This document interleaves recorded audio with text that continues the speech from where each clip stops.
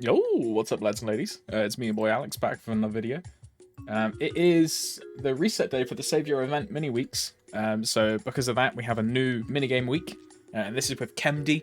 This version of minigames is focused on cosmetics and like event currency. So you can get Wong Strong coins from this, and you can also get like lots of rewards based on what games you do. But we'll get into that in a minute. I am just going to sort of go through each mini game, sort of a basic what it is and how to do it for people that haven't sort of seen these before. If you're purely interested in like sort of just EXP mini games, this one has no EXP. It is just cosmetics and coins. So not as many people may do this, but I think these mini games are actually quite fun. So it's worth looking into. The first ones are going to be our PvP mini games. There's 3 PvP minigames, and they are on the same sort of rotation cycle as the EXP minigames. So there's one main one every 20-minute block of every hour, but you can play any of them at any time if you have a party, I believe. I'm not quite sure on that one. So our first one is the top minigame in the 3 videos, is One Card. One Card is like Uno, the real-life card game if you've played that, or Snap. Essentially, you want to match your color or your number to the card that's present in the middle, and the first person to 0 cards in hand wins the game.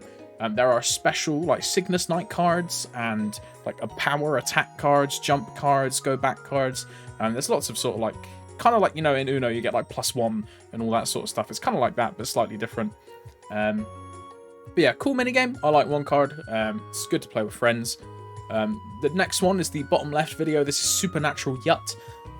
Yacht is like you want to get all of your pieces all the way to the end of the board from the start. So imagine Monopoly, but you only go around once and you don't buy any property. Pretty basic. You get 2 superpowers because it's Supernatural Yacht, which is like a dice rolling effect, and then a board effect to like change your units around or to block the enemy player. I personally tend to skip Yacht because I don't really like it. There's lots of sort of like, because it is just literally dice rolling. It's kind of RNG and I get kind of tilted. But, you know, some people enjoy Yacht and more power to them. It's fun if you're like good at it, but, you know. Dino Rush is the new one. This is essentially just spam your interact key and if you're lucky you win. In this video I get really lucky and I actually win. But I had no idea what I was doing, and it was honestly just pressing spacebar the whole time. There's like a dinosaur chasing you from behind, and you're essentially rolling for like points and food to get away. And the last person standing who gets the furthest, or the person that gets to the end, is the winner. Nice new addition to the minigames. I like Dino Rush. If you're just looking to cap from PvP games, you don't care about the cosmetics, Dino Rush is definitely the fastest one out of the PvP variants. And yeah. Our next ones are going to be the challenge minigames. Now, challenge minigames are like solo like minigames, so you just play them by yourselves. So if you don't like any of the PvP games, you can just do these instead.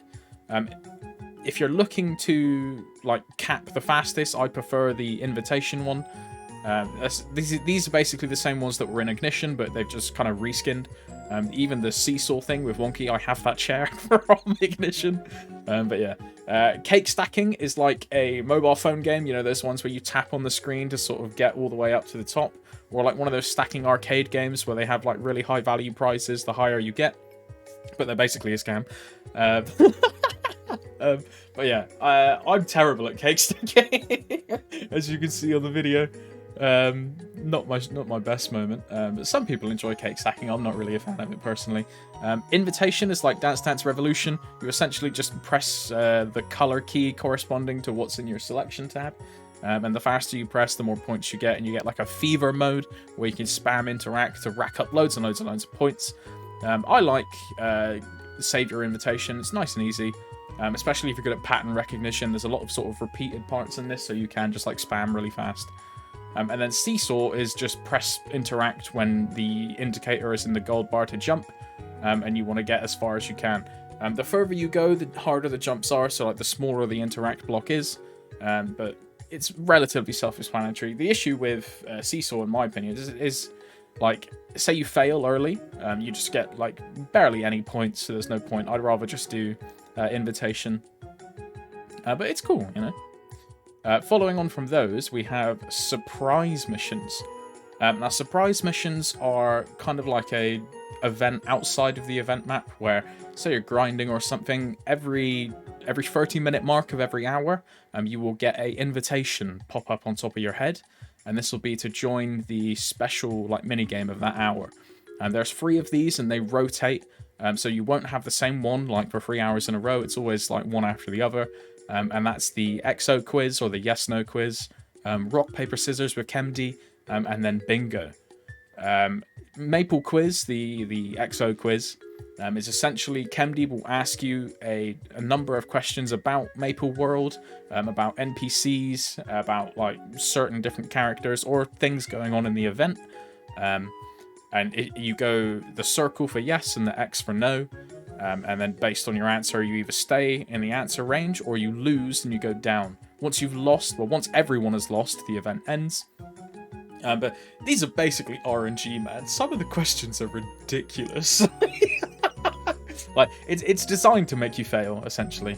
But that's kind of cool. It's basically just gambling, dude. It's 50-50.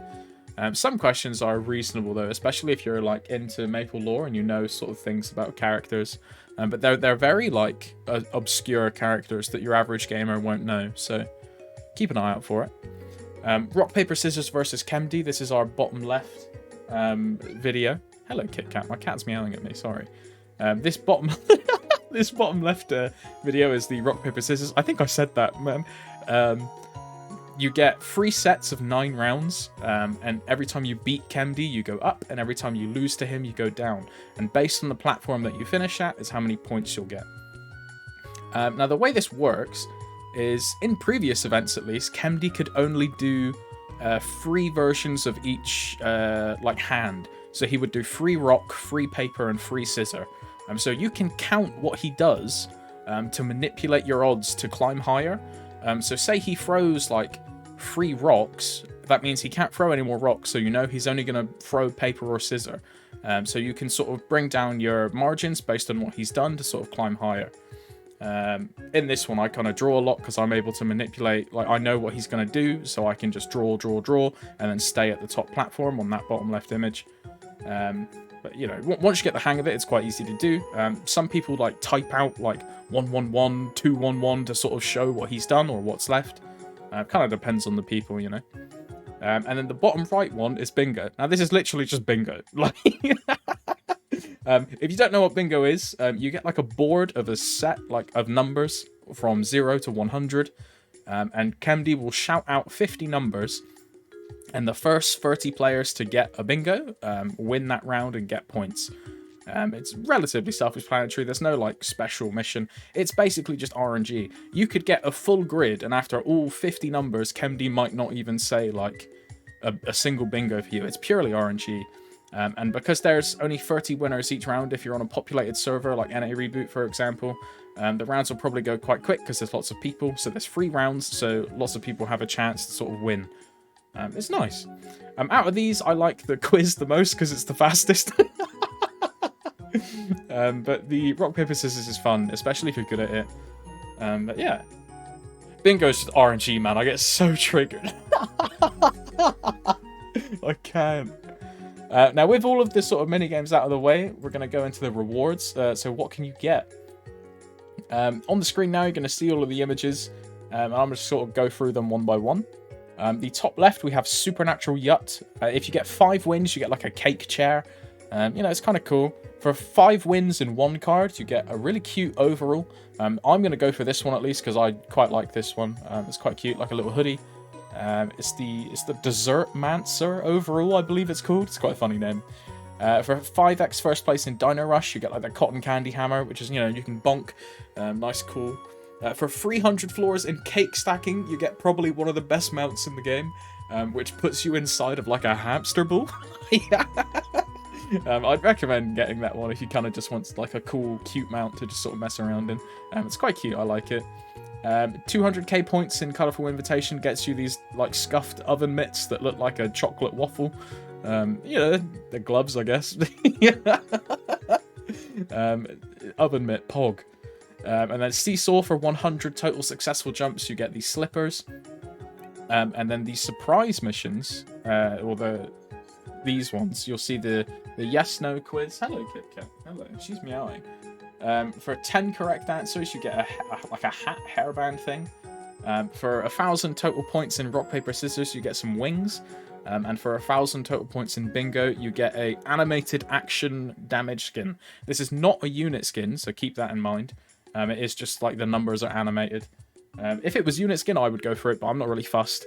Just because it's, I don't want to see the whole number. I just want to see units. And then over the course of the event, you can get 500 points per day.